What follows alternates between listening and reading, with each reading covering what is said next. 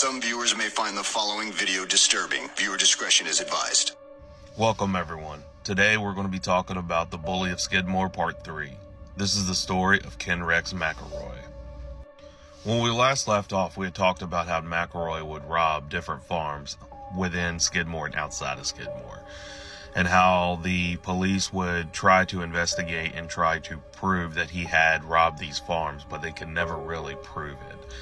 And he would very confidently and arrogantly tell the police on multiple occasions, if you think you have a case against me, prove it.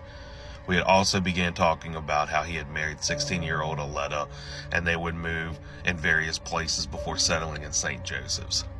And we had just discussed about how he was not a very good husband and was very physically abusive and would never stay home, sometimes being gone for days and weeks at a time, where he would just spend his times drinking, fighting, and stealing from other people within the area. Aletta would be one of many that would learn that they could not question him or say anything, and just more or less learn to keep their head down and stay quiet. In 1958, he would actually ask Aletta for a divorce, and he would marry 15-year-old Sharon that he had actually recently accidentally shot in his truck, and her family would actually try to press charges, but would ultimately drop those charges for assault with a deadly weapon. And he would marry 15-year-old Sharon shortly afterwards and move him in with him. And this marriage would be in 1958. Now, when McElroy was about 26, he began talking to and dating 14-year-old Sally. And not much is known about her history, but what we do know is when he first began talking to her, he would basically park at her school and would pick her up and drop her off. And because he was a thief and he had a career in stealing from people, he just walked around like he was just made of money. So he would just go around and buy her anything that she wanted. Shortly after they began hanging out, McElroy would actually drop her off at her family's house, where she would be completely covered in blood, looking as if she had been assaulted. She would then tell her parents that on that particular night, that McElroy would tell her that if she did not do what he wanted, that he would kill her father. And there he would actually grape 14-year-old Sally. It is not said what happened afterwards, but shortly afterwards, he would actually move 14-year-old Sally in with him and Sharon. There he would actually sleep with the both of them and would be very, very twisted, because he would actually pit them against each other and would actually beat them on a regular basis. Sometimes he would even do this in front of his friends as a way to show off that he was a better, bigger guy than they were. However, in 1961, Sharon would be fed up with the abuse of Ken McElroy and would convince Sally to come with her. There, Sharon would take the daughter that she had with Ken, which would be the second child that she would have with Ken McElroy. I'm going to also add their first child, their son they had together, they would actually lose custody of, and instead of having the child go into foster care, Ken would have his sister take care of that child.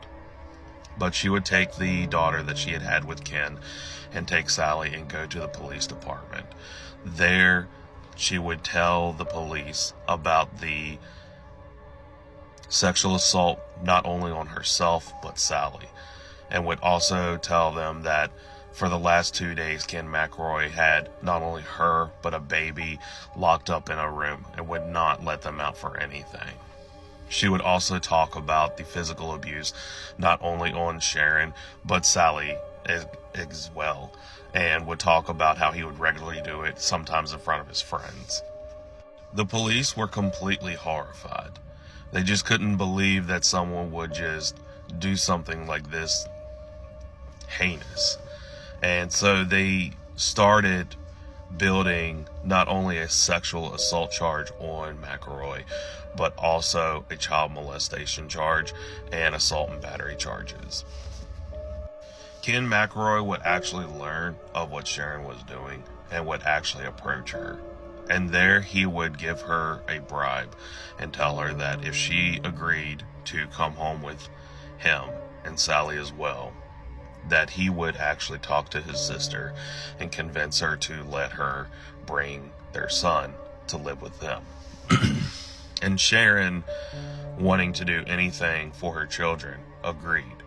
And so Sally and Sharon would come home with Ken McElroy. Before she would do that, she would actually call the prosecutors that were building the case against Ken McElroy, where they would essentially drop the charges. When Ken took the girls home, he would bring them home, and then he would begin to beat them for leaving him, and even attempting to try to put a charge against him in the first place. Ken would actually have 3 kids, not only with Sharon after this event, but would also have 3 more children with Sally. It should also be noted that Sally really just did not have a good ending, as much as I wish she did. She would eventually leave Ken McElroy, and before that would happen, she would actually lose custody of all their children, and all those children would actually be placed into foster care. Later on, years down the road, one of her sons that was placed into foster care would actually go and try to seek out Sally. And when he had found her in Florida, where she was living with her family, he had said that she was very just broken, depressed, and alcohol dependent. And he, for a lot of ways, tried to help her with her problems, but sadly he would say that she was just too far gone and that she was beyond any kind of help. It's one thing I just think I should add that is a testament of just the after effects of the amount of abuse that Ken McElroy put on these women. After Sally would leave Ken McElroy, not long afterwards, Ken would actually leave Sharon and their 4 children, and he would actually start seeing and living with 18-year-old Alice, who lived in St. Joseph. Now, Alice was someone that had known McElroy in St. Joseph's, and she had gotten to know him for the last 3 years. And over this period of time, she had actually fallen in love with McElroy. And she had in her mind that this was going to be a really good thing. But the fantasy that she envisioned with Ken McElroy and the reality of being with Ken McElroy were 2 completely different things. Again, as he done with Oleta and as he had done with Sharon and Sally, he would spend most of his times drinking, fighting, stealing, and sleeping with minors, and would be gone a lot of times, sometimes days or weeks at a time. And if she questioned him about anything, he would beat her till she was black and blue, to the point that she was too ashamed to even show herself in town. And again, as the other women, she quickly learned to keep quiet and keep her head down and just not ask him about his personal affairs. Henry McLean would later say that women were just merely possessions to Ken McElroy. And Ken McElroy just had this dynamic that he was always trying to be bigger and better than the next man. And one of those ways of trying to prove that was collecting women. The younger, the better. In 1968, Ken and Alice would actually move in with his mother in Skidmore. And there, Alice and his mother, Mabel, would actually grow very close. But it should also be stated that a lot of times when Mabel would actually confront her son about how he was treating Alice, he would actually take Alice into the room and quote-unquote punish her for ever talking to his mother about his personal affairs. And he would there just keep the same thing he had done before, abusing them. It is at this time that he began seeing his next victim, Trina McLeod.